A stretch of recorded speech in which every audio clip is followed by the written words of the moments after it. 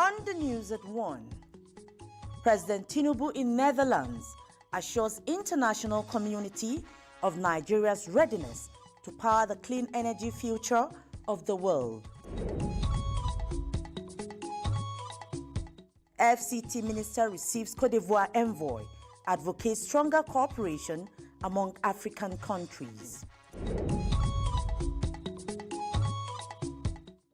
And FCT Minister appoints new Sakarui of Karu.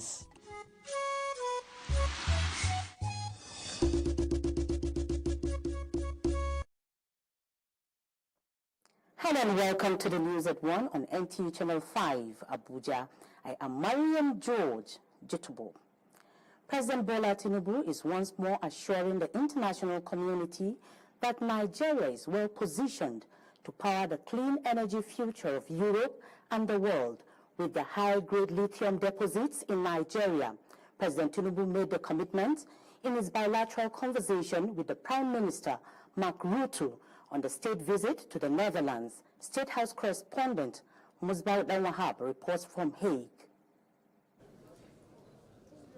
President Bola Tinubu's earlier visit to the G20 summit in India in September last year is still yielding results. Destiny perhaps brought the Nigerian leader together with Prime Minister Mark Rutte of the Netherlands. The short tete-a-tete has led to a bigger diplomatic opportunities for the two leaders. Areas like solid minerals. President Tinubu also asserted that Nigerians have tremendous confidence in themselves and that his confidence in the Nigerian people gave him the courage to take difficult decisions on their behalf, given his full awareness of the need to give Nigerians the long-term tools they need to succeed. President Tinubu expressed determination to continually take difficult decisions that will benefit his people, as he assured that Nigerians will be adequately rewarded in due course. His host noted that President Tinubu's economic reforms have engendered greater confidence in the Nigerian economy by international investors and that Dutch investors have activated another set of $250 million worth of new investments over the next few months, including a $100 million investment in a waste-to-wealth industrial facility in Lagos State. The Prime Minister lauded President Tinubu's national and regional efforts as he promotes democratic governance and the solution it can bring in dealing with problems of development. And then, the Nigeria-Dutch Business Forum would streamline the new areas of collaboration.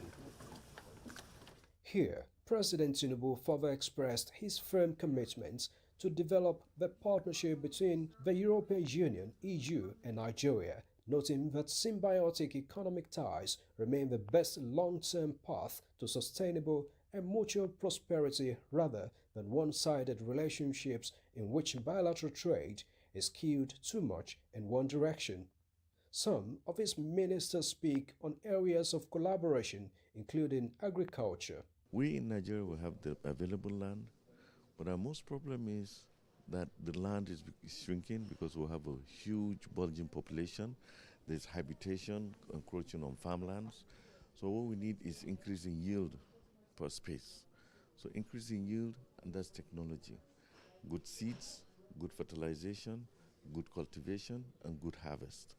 And that is, I think, where we can now derive the knowledge and transfer of knowledge from Netherlands to the Nigerian space. So one of the two things that we've identified in our earlier meetings this morning is actually partnership around talent, right, where the Netherlands has a program that is focused on providing scholarship opportunities for young people in specific sectors, especially in the technological space. So we're looking to work together in that space. He has been giving lots of encouragement to foreign investors into the country, and it's really yielding a positive result because so many of them are well determined, and those that are already in the country like KLM and the rest have assured the president of their commitments. From The Hague, Musbao, then Wahab, NT News. And back in Nigeria, Minister of the Federal Capital Territory, Nyesom Wike, has advocated a stronger cooperation among African countries to enhance sustainable development of the continent. The advocacy came when he received in audience the ambassador of Cote d'Ivoire to Nigeria, who paid him courtesy visit in Abuja. Onoze Yakubu reports. Strengthening bilateral relations between the two African countries and also briefing the minister on the development on the plot allocated to the Embassy of Cote d'Ivoire in Abuja as directed by the FCT minister informed this visit. We received a letter from you in November giving us a period to develop the area. And I'm very pleased to tell you that we are about to start work. We were given here in Nigeria 2 mainland, one at the diplomatic drive area and one at Maitama. We have built our chancery, big building in diplomatic drive. And I'll be happy to receive you one day to visit. FCT Minister Nyesom Wike says there is the need to strengthen ties among ECOWAS countries for the development of the sub-region. We will continue to strengthen our relationship. Luckily, our president is the chair, and so we'll do everything we can to see that our relationship is smooth, is cordial. So such a way that there's a symbiotic relationship. The minister, however, commends Cote d'Ivoire for taking steps to develop the plot allocated to her embassy in Abuja. He also congratulated the country for winning the last edition of the African Cup of Nations. Onoze Yakubu, NTA News. Meanwhile, Minister of the Federal Capital Territory, Nyesom Wike, has approved the appointment of Mr. Joseph Damfulani Narai as the new Sakari of Karu Chiefdom and as a second-class chief in the FCT with effect from April 22, 2024. Joseph Narai emerged as the new chief following the death of the former chief, Emmanuel Kyautayepui. Presenting the letter of appointment in his office to Mr. Joseph Damfulani Narai on behalf of Minister, the Mandate Secretary, Area Council Services Secretariat, Beatrice Lawrence Garki, mentioned that Narai emerged as the Sakari of Karu after a successful scrutiny, voting process, and traditional rites carried out by the Karu Chiefdom kingmakers in line with the customs and traditions of the Karu Traditional Council. Congratulating the new chief, the Mandate Secretary noted that Karu Chiefdom is one of the fastest developing chiefdoms among the 17 chiefdoms in the FCT. Therefore, Joseph Narai must take cognizance of the fact that the traditional office demands a high sense of responsibility, maturity, and commitment to move the chiefdom to higher heights. The Federal Capital Territory Administration has disbursed scholarship to 13,964 indigent pupils and students for the 2022 and 2023 academic session. Again, Onoze Yakubu captured the symbolic award presentation in Abuja. Muhammad Nasir Abaji is the national president for the Indigenous Students Association. He joins other beneficiaries of the scheme and parents to appreciate the financial support. This intervention that we get from the FCT administration, it has really gone a long way in reducing our fear, and it has put a smile in the face of our parents and even us. This scholarship award is for the 2022-2023 session. Secretary for Education Alami Hayo discloses that the FCT Minister Nyesom Wike approved more intervention programs for the Secretariat geared towards improving the standard of education in the FCT. As he entered into the hall, he now looked at the hall. Look at it. He has started showing why this, why that, why that. He said, I should make sure. Include this hall in our 2022. I would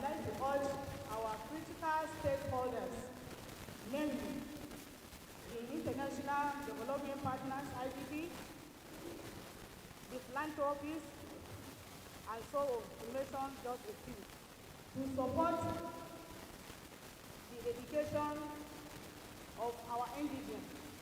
FCT Minister Yesen Wike, represented by his Chief of Staff, Chidi Amadi, says education will continue to receive topmost priority of the administration, while calling on the beneficiaries to make judicious use of the funds provided. The event today calls us to order, back again to realize the significance and importance of education in our society. I'm so happy that in the FCT we are taking a lead.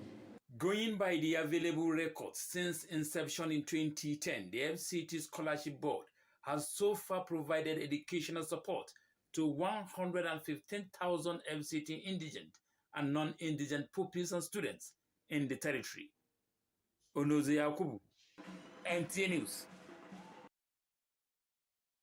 And with the diverse opportunities in the world of information and communication technology, ICT, the world's attention today is shifting to the girls to take advantage. Tessie Omeri takes a look at the involvement of girls in ICT to commemorate the day. Information and communication technology, ICT, is set to be the order of the day. Aside making the world a global village, businesses and everyday life thrive, courtesy of the ICT. With this significant position ICT is occupied in the life of an individual and the society, women professionals in ICT are only 30%, which is why the International Girls in ICT Day serves as a reminder of the importance of promoting gender equality in technology and inspiring young women to pursue careers in ICT. I love computers because it helps easy communication. We have plenty business opportunities which we can make money through. Fatima Usman, who is in primary school, says at her tender age, she has already developed interest in the world of ICT because of its prospects. When I grow up, I know I will make a lot of money in ICT. The most interesting things I like about ICT is learning about stuff I don't know. With lots of applications online, stakeholders, however, caution caregivers and parents not to allow youth be consumed in the negative aspects. There is no place you will work today if you don't have any ICT-based knowledge. And all we should all do as parents, I'm talking to the female parents now, that is the mothers, is to just continue to enlighten them and guide them, and which we do in the school, to tell them the disadvantages of certain sites and see to it. The girls are very interested in ICT. All these businesses you run these days are mostly ICT related, so money is being made from there 24/7. With this year's theme, Digital Skills for Life, observers are saying that there is need to keep the cyberspace safe for the likes of Fatima so that they can thrive in the world of ICT. In Abuja, Tessie Omeri, NTA News. The FCT Police Command has expressed knowledge about a trending clip depicting an alleged robbery incident which occurred in the Federal Capital Territory involving a red hand drive vehicle. A press statement from the command signed by the spokesperson, DSP Josephine Ade, clarifies that, contrary to the narrative, the incident did not take place within the Federal Capital Territory. It explains that investigation into the video clip reveals that the robbery incident did not occur in Nigeria. This conclusion is drawn from the vehicle registration number plate design and the steering position of the vehicle, which is right-hand drive. It further reminds residents that the Nigerian government does not approve of a right-hand drive vehicle on its roads, which are not fashioned to accommodate such cars as seen in the video. The Commissioner of Police, FCT, CP Bennett Igwe, urges those circulating the video to desist from such action, as it may cause apprehension and unwarranted panic among the populace. He reassures residents to continue their day-to-day activities without fear, emphasizing his commitment to ensuring the safety and security of all residents in the Federal Capital Territory. The Lady Helen Child Health Foundation has joined other stakeholders in commemoration of the World Malaria Day with the theme, Accelerate the Fight Against Malaria for a More Equitable World. Tessie O'Leary reports that the day was marked with an outreach to the Hope for the Survivor Orphanage in Gishiri. What residents should do is spray as well. One of the effective ways of malaria prevention, aside clean environment, is the proper use of insecticide-treated nets. Which is always carrying out on behalf of the CEO of Lady Helen Child Health Foundation, who is a pediatrician. Today, I believe that this environment, when we were coming in here, I wasn't sure, but I think that if you want to really talk about malaria and equity, it is about reaching the vulnerable children, because malaria is still one of the greatest killers of children in the sub-Sahara Africa. With the African region contributing 94% of malaria cases and deaths, a day like this calls for action according to stakeholders. The students had an interactive session with the team on malaria prevention and treatment. I've learned that the children and the old people are vulnerable to malaria. One of the preventive measures is by using an insecticide mosquito net. We are glad to have the presence of Lady Helen Child Care Foundation coming to celebrate this amazing day with us. The team donated malaria prevention kits to the orphanage. Tessie O'Leary, NTA News. You're watching NTA Channel 5 News at 1. Still to come on the news.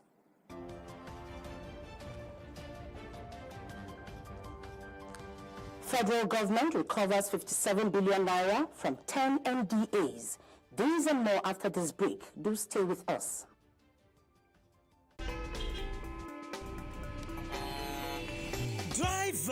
Drive jeje sake of say life no get photocopy o. Drive jeje na the ogbonge road safety program wey dey show for NTA Channel 5 Abuja to teach country people on how to drive jejely for road. Country people, make una join the only driver wey dey drive for television, Odiri Agboru Arutere, for Drive Jeje every Friday 11:30 a.m. for NTA Channel 5 Abuja.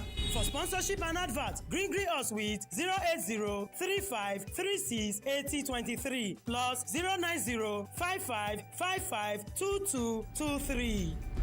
Drive Jeje, because life na Jeje. Glad to have you back.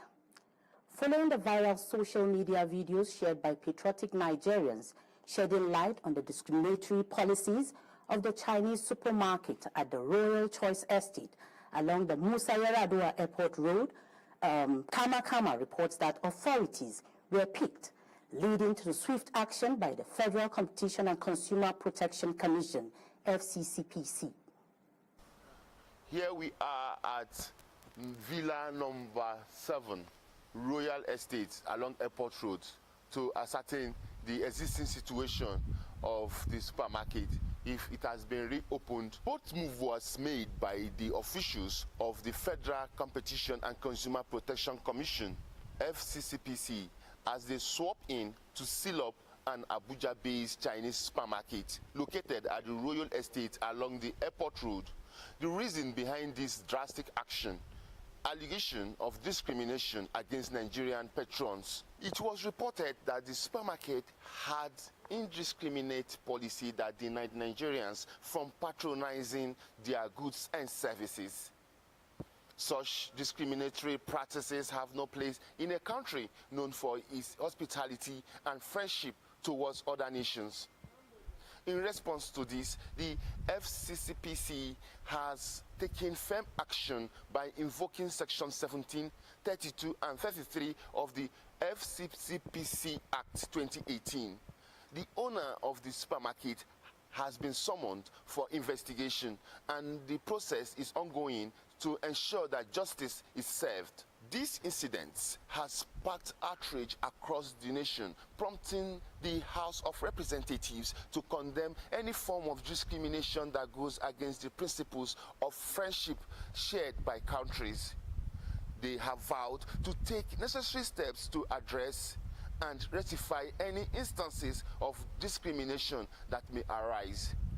In a recent interview, the Director of Surveillance at FCCPC has reassured Nigerian consumers of their rights to protection and has emphasized that sanctions will be imposed on any defaulter found guilty of such discriminatory practices. No Nigerian or no consumer in Nigeria should be discriminated against. You have right to patronize any public enterprise, and that is what we are here to protect, consumers' right to choice. Viewers can expect continued coverage on this developing story as investigations unfold and actions are taken to uphold consumers' rights and promote non-discriminatory practices in Nigeria. Kama, NTA News. Over now to the business desk for business news. The government has recovered 57 billion naira owed by federal inland revenue by ministries, departments, and agencies. Welcome to Business News. My name is Aisha Obai. The federal government has recovered the sum of 57 billion out of 5.2 trillion naira liabilities owed by the federal inland revenue services by various ministries, departments, and agencies. The Permanent Secretary, Special Duties, Federal Ministry of Finance, Udo, who was represented by Director of Special Duties Aisha Omar, stated that the debts came to spotlight from data aggregated from over 5,000 directors to 5,000 debtors across over 93 MBA. He added that the government equally received refunds from companies who failed to deliver on projects for which payment has been made. Meanwhile, 21 African countries have enacted rules for non-resident suppliers to account for value-added tax, goods and sales tax on electronically supplied services. This is a new report revealed by PwC. According to report, taxation of Africa's digital economy is on the rise, with several countries on the continent having introduced or amended their VAT, goods and sales tax, and other indirect tax laws and regulations. The PwC's report titled 2024 VAT Guide in Africa Digital Services is a special edition of its VAT in Africa's Guide, focused on the new rules and measures that has been introduced to target the digital economy by countries across Africa, especially for electronically supplied services across borders. The last but not the least, the Central Bank of Nigeria, CBN, has slashed its exchange rate in the Bureau de Change segment of the forex market by 7.2% of 81.2 naira to 1,036.3 naira per dollar, even as it commenced another round of dollar sales to 1,583 eligible BBC. The CBN announced that the new rate in a circular saying it will sell $10,000 to each BBC at 1,021 naira per dollar for eligible invisible transactions, directing that the BDCs should sell to eligible end users at a spread of not more than 1.5%.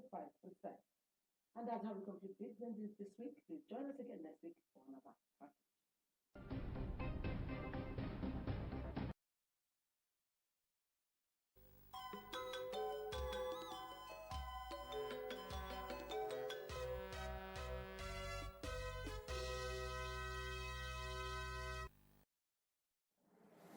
Members of the Tukur Yusuf Buratai International Golf and Country Club, Abuja, have commended the performances of the pros for playing excellent game in the ongoing Captain Inaugural Golf Tournament. Francisca Belair is standing by for the details of this report.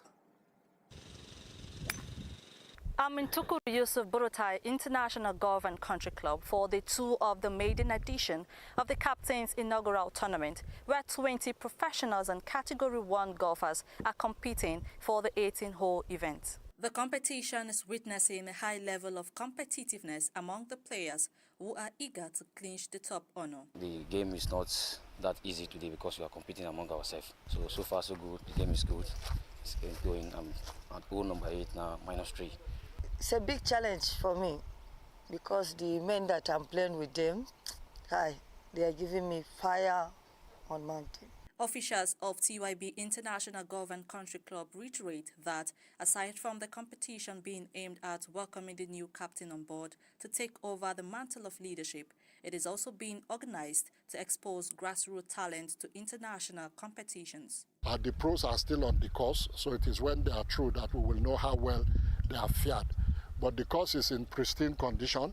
It's looking very good and welcoming. We in TYB were really excited that we have high caliber, high class players and well motivated professionals, good caddies. It's a beautiful display of high quality golf skills. After the total round, the cumulative score of each hole will be summed, so the winner will be determined with the person with the lowest score. The week-long event will see players compete in men's category 2 and ladies category this Friday, with the tournament climaxing on Saturday with actions in the men's category 3 and 4, just as invited guests and sponsors will battle for honors.